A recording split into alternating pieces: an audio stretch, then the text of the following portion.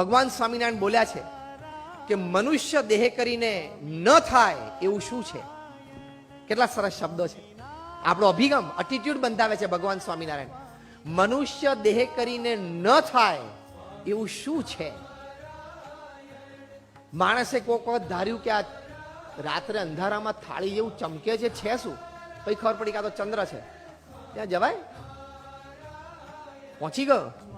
પછી સમુદ્રમાં આ ઊંડો કેટલો હશે? જવાય કે નહીં? પહોંચી ગયો. નીચેથી હીરા લઈ આવ્યો, એટલે નીચેથી પ્રેશિયસ સ્ટોન્સ લઈ આવ્યો. તો આપણા વૈજ્ઞાનિકોએ ધાર્યું તો કર્યું. આપણા દરેકમાં શક્તિ છે. દરેક આપણે મોટું કાર્ય કરી શકીએ છીએ, આપણા વ્યક્તિગત જીવનમાં, પારિવારિક જીવનમાં, વ્યવસાયિક જીવનમાં.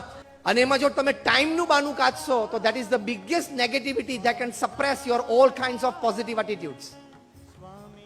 ટાઈમનું બાનું તો કોઈ કાઢવું નહીં. તમે ટાઈમનું બાનું કાઢો છો એટલે તમે ઇનડાયરેક્ટલી ભગવાનને મૂર્ખ કહો છો. 24 કલાક એમને ગોઠવ્યા, બહુ સમજીને ગોઠવ્યા છે. એમાં હવે તારે ને મારે દોડડાયા થવાનું નથી કે થોડાક 26 હોત તો બહુ સારું હતું. બહુ સમજીને 24 ગોઠવાયેલા છે. ડોનાલ્ડ ટ્રમ્પ પાસે પણ 24 છે, નરેન્દ્રભાઈ મોદી પાસે 24 છે, પ્રમુખ સ્વામી મહારાજ પાસે પણ 24 હતા, આપણી પાસે પણ 24 છે. એ લોકોએ કેવું કાર્ય કર્યું.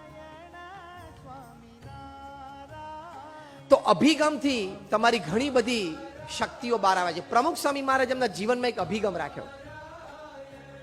બીજાના સુખમાં આપણું સુખ. આ હું શબ્દશઃ એમના વાક્ય બોલું છું. બીજાના સુખમાં આપણું સુખ, અન્યની પ્રગતિમાં આપણી પ્રગતિ, અન્યના ઉત્કર્ષમાં આપણો ઉત્કર્ષ. આ એમનો જીવન મંત્ર હતો. તમારો એટીટ્યુડ સારો હોય, પોઝિટિવ હોય ને હાઈ હોય, you will be able to pick up people's emotions and be more successful in life. કારણ કે સક્સેસ માટે ટેકનિકલ સાઈડને 10% આપવામાં આવે છે, તમારી લોજિકલ સાઈડને બીજા 20% આપવામાં આવે છે. બાકીનો 70% સક્સેસનો રેટ પીપલ સપોર્ટ ઉપર આધારિત હોય છે.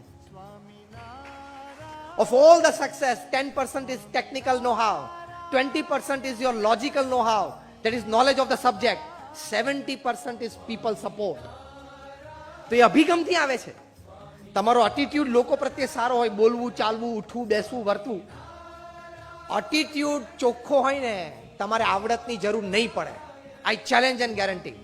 તમારી પાસે નોલેજ ઓછું હશે, રિસોર્સિસ ઓછા હશે ને, તો પણ તમારું ધાર્યા બહારનું પરિણામ તમે લાવી શકશો. અહીંથી પ્યોર રહેજો. કોઈને છેતરવાની વાત, કોઈનું ખોટું કરવાની વાત, કોઈને લઈ લેવાની વાત એ ક્યારેય વિચારવી જ નહીં. મારા ભાગ્યમાં હશે, મારી મહેનતથી, મારા પ્રારબ્ધથી મને મળશે એમાં હું રાજી છું. એટલી ખાનદાનીથી જીવવું કે કોઈનું ધન પરધન પથ્થર માનીએ.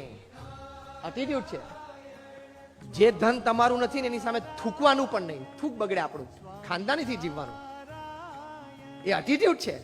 80 વર્ષની ઉંમરે જ્યારે ડેથ બેડ ઉપર હોય ત્યારે છાતી પર હાથ મૂકીને તો કહી શકવા જોઈએ ને કે આઈ લીવ્ડ માય લાઈફ વિથ ડિગ્નિટી. એટલું તો બોલી શકવા જોઈએ કે નહીં?